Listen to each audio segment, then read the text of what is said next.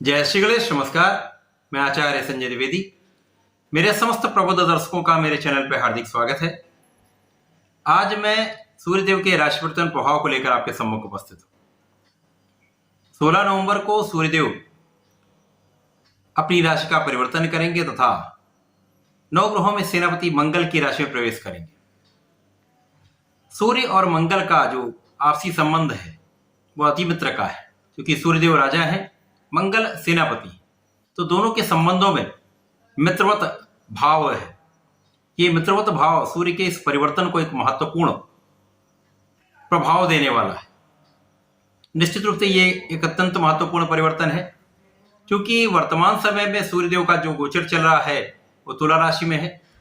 तुला राशि सूर्यदेव की नीच की राशि है तथा जैसा कि नियम है, जब भी कोई ग्रह नीच राशि में होता है तो उसका प्रभाव निम्न स्तर का हो जाता है, सामर्थ्य कम हो जाता है, नकारात्मक प्रभाव अधिक मिलने लगते हैं। तो सूर्यदेव जो इस जगत में संपूर्ण प्रकाश के स्रोत हैं, ऊर्जा का प्रवाह करते हैं तथा इस सृष्टि में जीवन का संचार सूर्य की प्रथम किरण से ही होता है। सूर्य का एक विशेष आभामंडल है, एक विशेष कर्तव्य है, विशेष उत्तरदायित्व है तथा इनकी क्षमताएं हैं, इनके पास विशेष रूप से बल है। तो निश्चित रूप से सूर्य का परिवर्तन समस्त राशियों को प्रभावित करने वाला है। मंगल की राशि में होंगे, मंगल के साथ में होंगे, तो ये किस प्रकार का प्रभाव देने वाले हैं।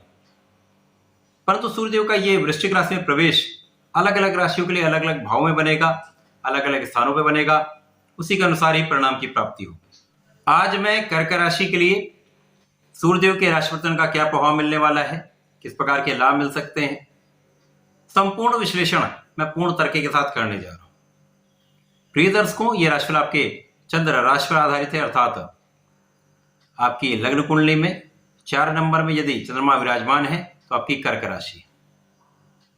कर्क राशि के लिए यदि हम स्थितियों का अवलोकन करें तो यहां पर सूर्यदेव आपके धन भाव के स्वामी है। धनेश का गोचर वर्तमान समय में चतुर्थ भाव में चल रहा है, जहां पर ये सुखों के भाव में गोचर कर रहे हैं, माता के भाव में गोचर कर रहे हैं।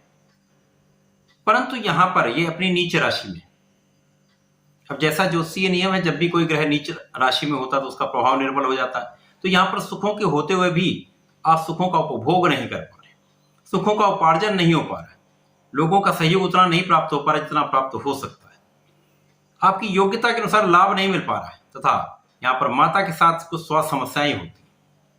परंतु जैसे ही सूर्यदेव का परिवर्तन 16 नवंबर को आपके चतुर्थ भाव से पंचम भाव में हो जाएगा, जहां पर ये नवग्रहों में सेनापति मंगल की राशि में प्रवेश कर जाएंगे तथा यहां पर मंगल के साथ में होंगे, तो पंचमेश के साथ पंचम भाव में ये गोचर करना प्रारंभ करेंगे, जिसके कारण स्थिति अत्यंत प्रबल हो जाएगी। अब धन भाव के स्वामी का पंचम भाव, जो कि एक त्रिकोण का भाव है, जन्म कुंडली में केंद्र के पश्चात त्रिकोण का ही ऐसा भाव हो जाए जो सर्वाधिक लाभ देता है। अब यहां पर सूर्यदेव जो धन भाव के स्वामी होकर पंचम भाव में होंगे तो पंचम भाव को प्रबल करेंगे। शिक्षा, ज्ञान, संतान का भाव प्रबल हो जाएगा। यहाँ पर शिक्षा, ज्ञान, संतान से आपको संपूर्ण लाभ की प्राप्ति होगी।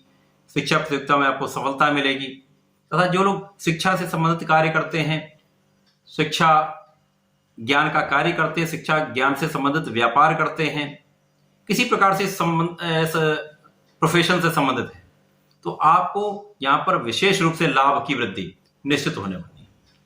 आपकी धन वृद्धि का समय है, धन का विशेष आपको लाभ मिलेगा।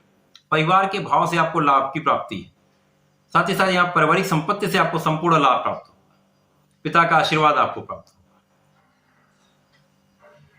यहां पर निश्चित रूप से संतान की उन्नति, संतान से भी आपको सुख प्राप्त होगा। संतान के कारण आपके लिए लाभ के योग बन रहे हैं, लाभ वृद्धि के योग बन रहे हैं।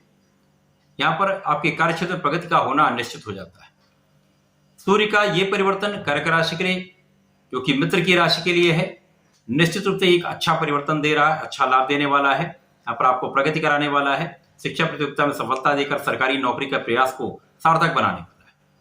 इस समय का आपको पूर्ण रूप से लाभ लेना चाहिए। कर्क राशि के जातकों को नियमित रूप से भगवान सूर्यदेव को जल देना चाहिए। वर्तमान समय में भगवान श्री शंकर मोचन के शरण में रहकर वहां पर हनुमान चालीसा का पाठ करें तथा उनके दाहिने चरण से थोड़ा सा सिंदूर लेकर मस्तक पर लगाते हैं तो आपके जीवन में प्रगति अवश्य होगी। आपकी समस्याओं से आप बचेंगे भी, आप जीतेंगे भी। तो ऐसा करके समय का लाभ लें। धन्यवाद, नमस्कार।